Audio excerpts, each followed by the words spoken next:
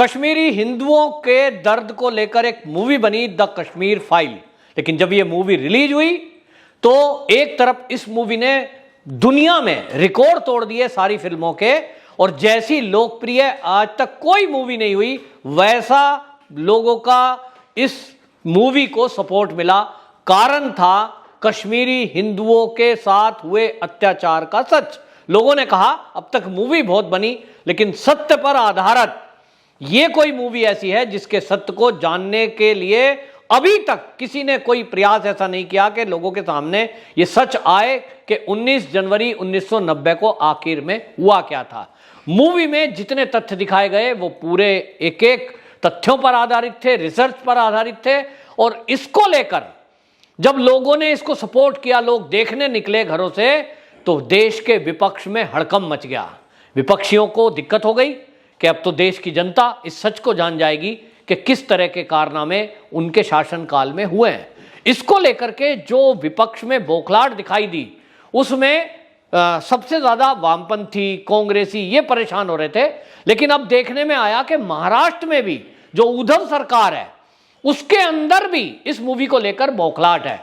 यूं तो आपको बताएं, जब ये मूवी रिलीज हुई थी भाजपा शासित राज्यों ने इस फिल्म को टैक्स फ्री कर दिया, तो मांग उठी कि इस मूवी को बाकी राज्यों में भी टैक्स फ्री किया जाए।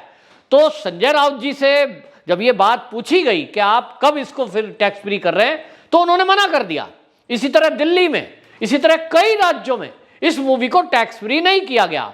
यहां तक तो ठीक था, लेकिन हद तब हो गई कि इस मूवी को झूठा बताने के लिए, एक नैरेटिव सेट करने के लिए पूरी टीम उतर पड़ी, जिसमें कम्युनिस्ट लोग थे, बॉलीवुड के लोग थे, और वो ये कहने लगे इस मूवी में तो आधा सच दिखाया है। वहां आपको बताएं, केरल के जो कांग्रेस के लोग हैं उन्होंने बाकायदा ट्वीट किया और उन्होंने तो एक कदम और आगे बढ़ के हद कर दी। उन्होंने कहा जो इसमें कहा गया है, जो 5 लाख हिंदुओं के साथ जेनोसाइड दिखा रहे हैं, वो तो ऐसा हुआ ही नहीं है, बल्कि इसमें जो सच दिखाया गया है वो ऐसा है नहीं, इससे उल्टा है, मुस्लिम ज्यादा मारे गए। इसको लेकर के जब देश में आक्रोश हुआ तो कांग्रेस को, वो केरल कांग्रेस को वो ट्वीट डिलीट करना पड़ा, क्योंकि देश में इस बात को लेकर गुस्सा था कि एक तो 30 साल पहले हुए नरसंहार को लेकर कांग्रेस जिस तरह से मौन रही, धारा 370 नहीं हटाई, पुनर्वास के लिए इन कश्मीरी हिंदुओं के लिए कोई योजना नहीं लाई।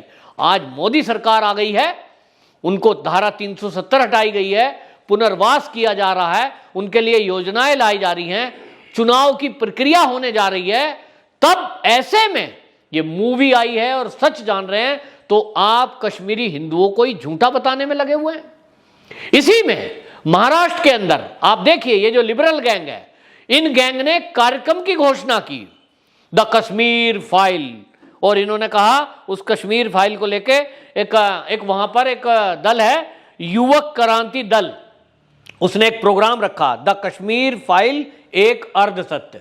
यानी वो ऐसा कार्यक्रम करने जा रहे थे जिसमें मीडिया इनवाइट होता, नैरेटिव सेट करने के लिए वो वहां भाषणबाजी, बयानबाजी करेंगे और वो ये कहेंगे कि इसमें आधा सच दिखाया है। इसीलिए उस प्रोग्राम का नाम रखा द कश्मीर फाइल एक अर्ध सत्य।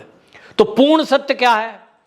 पूर्ण सत्य यह है क्या कि कश्मीर में जो आतंकवादी हैं उनके ऊपर अत्याचार हुआ है।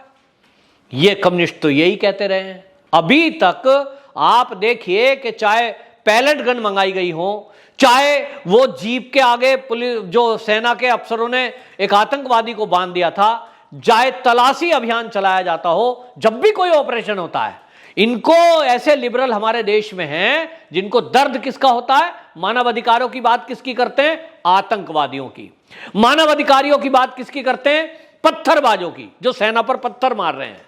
और इसलिए इस देश में जब भी आतंकवादियों पर, देश विरोधियों पर प्रहार करने के लिए कोई बात करता है तो ये उसके विरोध में खड़े हो जाते हैं। अभी हाल ही में संसद में एक बिल पास हुआ है, अपराधी पहचान अधिनियम, अमेंडमेंट बिल, और अमित शाह जी उसमें बोल रहे थे कि जिस तरह से देश के कुछ लोग केवल आतंकवादियों के मानव अधिकारों की बात करते हैं, ये बहुत शर्मनाक है।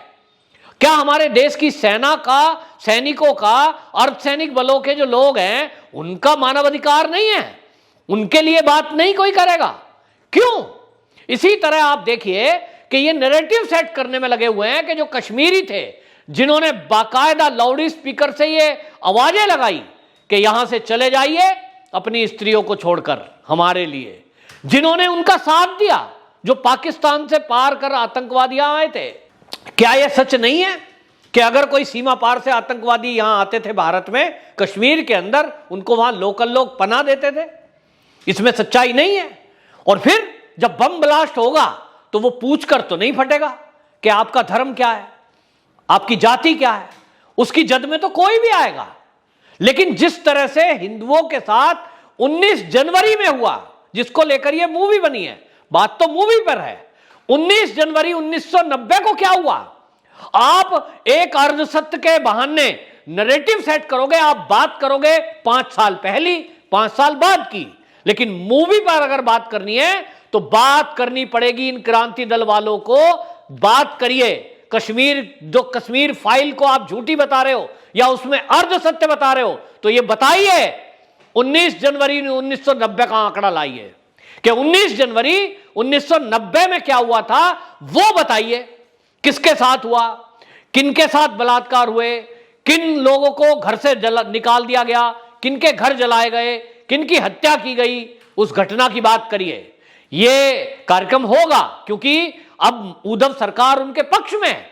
उद्धव सरकार ने क्या किया है, एक ऐसा काम कर दिया कि जिसमें बाला साहब ठाकरे भी जहां होंगे वो शर्मिंदा हो रहे होंगे कि मेरे जाने के बाद ये जो मेरा पुत्र आया है सत्ता में, ये कैसे काम कर रहा है। क्योंकि ये जो अर्ध सत्य कार्यक्रम ये कम्युनिस्ट लोग कर रहे थे, इसमें वो कश्मीरियों और द कश्मीर फाइल को झूठा बता रहे हैं।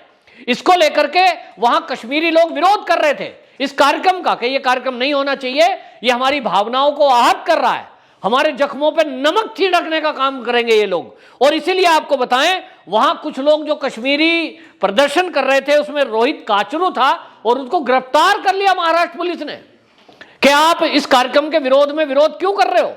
हद देखिए कि वो कार्यक्रम नहीं होना चाहिए इस तरह का कि यदि इस देश के 5 लाख हिंदू जो कश्मीर से विस्थापित हुए थे, जिनके साथ बलात्कार हुए, जिनके घर लूट लिए गए, जिनके घर जला दिए गए, जिनको खून से सने हुए पति के और चावल खाने को मजबूर औरत को करना पड़ा, ऐसे आप लोगों को ये कह रहे हो कि आप आधा सच जानते हो, आधा सच बोल रहे हो, क्योंकि ये बयानबाजी सारी कश्मीरियों की है। उनके बयान के आधार पर ही द कश्मीर फाइल मूवी बनी है। आप उनको झूठा बता रहे हो। और कौन झूठा बता रहा है? बाला साहब ठाकरे की जो संतान है, आज महाराष्ट्र के मुख्यमंत्री बने हुए बैठे हैं, उद्धव ठाकरे जी। आपके पिताजी जब जिंदा थे, उस समय जब ये जेनोसाइड हुआ था, कश्मीरी लोग वहां उनसे मिले थे और उन्होंने कितनी मदद की थी कि इन कश्मीरी हिंदुओं ने कहा था कि हमारा कश्मीर छूट गया है लेकिन हमारा दूसरा घर महाराष्ट्र हो गया है, क्योंकि बाला साहब ठाकरे ने खुले हाथों से उन कश्मीरी हिंदुओं की मदद की थी। बाला साहब ठाकरे जी ने जब एक प्रतिनिधिमंडल पहुंचा और वो पहुंचे कि साहब आपसे कोई मदद चाहिए, और सारे आतंकवादियों के डर से कोई पनाह देने को तैयार नहीं था। एक जोड़ी कपड़ा जो उनके शरीर पे था, बस वही था। ऐसे में बाला साहब ठाकरे जी ने यह हिम्मत दिखाई और उन्होंने कहा क्या मदद चाहिए, तो उन्होंने ये नहीं कहा कि हमें भीख दे दो, हमें कुछ पैसे दे दो। उन्होंने कहा हमारे पास कुछ हमारे पढ़े लिखे बच्चे हैं, तो उन बच्चों को नौकरियां, जो पढ़ना चाहते हैं उन्हें शिक्षा में आरक्षण, ये आप करवा दीजिए। और उस समय बाला साहब ठाकरे जी ने कश्मीरी हिंदुओं की मदद की। जो बच्चे पढ़े लिखे थे, नौकरी योग्य थे, उनको नौकरियों पे लगवाया महाराष्ट्र के अंदर। जो पढ़ना चाहते थे और पढ़ाई अधूरी छोड़कर आए थे, उनको पढ़ाई में, स्कूलों में आरक्षण दिलवाकर उनके एडमिशन कराए और मदद की उनकी, हर तरह से सुरक्षा की उनकी। और आज उन्हीं की संतान मुख्यमंत्री बनकर बैठे हैं। वो उन कश्मीरी हिंदुओं की भावनाओं को आहत पहुंचाने वाले लोगों को कार्यक्रम करने की छूट दे रहे हैं। ये कैसा है? अगर जो पूर्व मुख्यमंत्री हैं महाराष्ट्र के, देवेंद्र फडणवीस, अगर वो इंटरफेयर ना करें तो कश्मीरी हिंदुओं को जेल में डाल दिया था महाराष्ट्र सरकार ने। क्या दोष है उनका? केवल वो विरोध प्रकट कर रहे हैं कि भाई हमारे को आप झूठा बता रहे हो। आप कह रहे हो द कश्मीर फाइल अर्धसत्य, एक अर्ध सत्य है। ये क्या अर्ध सत्य है? ये सच है और सच नहीं। कश्मीरी हिंदुओं की जबानी सुनो, वो कहते हैं केवल एक परिवार की व्यथा है इसमें, ये केवल 1% भी नहीं है, बहुत कम है इस मूवी में। पूरा सच जानना है तो बहुत भयंकर है, जिसको फिल्माया भी नहीं जा सकता। लेकिन जो उनकी बयानी है, जो उन्होंने एफआईआर में लिखवाया है, जो वो बयान देते हैं, उनसे सुनेंगे तो रूह कांप जाती है।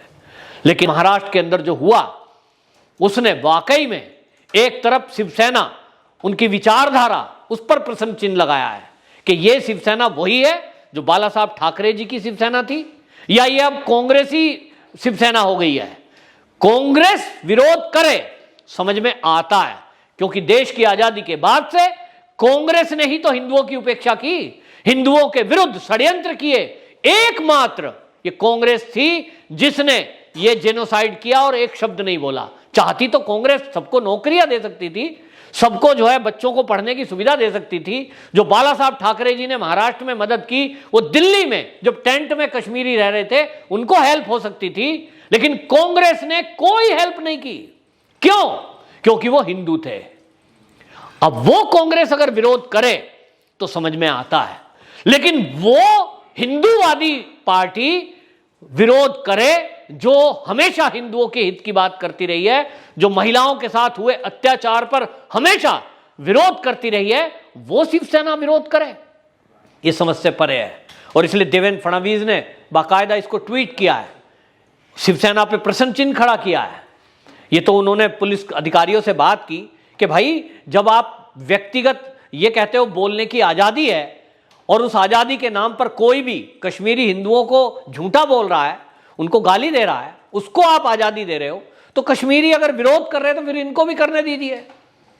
और इसलिए सवाल उठाया। तो हालांकि पुलिस ने बाद में छोड़ दिया, क्योंकि कोई अपराध तो है नहीं, तख्तियां लेकर विरोध कर रहे थे, कोई तोड़फोड़ तो उन्होंने की नहीं, तो छोड़ना तो था ही। लेकिन इस घटना ने एक बार फिर उद्धव ठाकरे सरकार पर प्रश्न चिन्ह खड़ा कर दिया है। इसी तरह हिंदू विरोधी मानसिकता ये दिखाई दी थी जब पालघर में साधुओं की पीट पीट कर हत्या कर दी गई थी। तब भी इस सरकार का रोल कुछ ऐसा ही था कि ना कुछ करने की भावना सामने आई थी। 90 दिन तक उन साधुओं की हत्या की चार्जशीट दाखिल नहीं हुई। 150 शक के बिना पर पुलिस ने जो लोग पकड़े वो एक एक करके छूट गए। तो आज ये सवाल उठ रहा है कि ये जो शिवसेना है, जो हिंदुओं के नाम पर बनी थी, बाला साहब ठाकरे जी ने इसका निर्माण इसलिए किया था हिंदू और हिंदुस्तान की रक्षा, लेकिन आज वो कांग्रेस के साथ आकर कांग्रेसी विचारधारा में क्या बह गई है? एक सवाल है, इसका जवाब उद्धव ठाकरे जी को देना होगा। वंदे मातरम।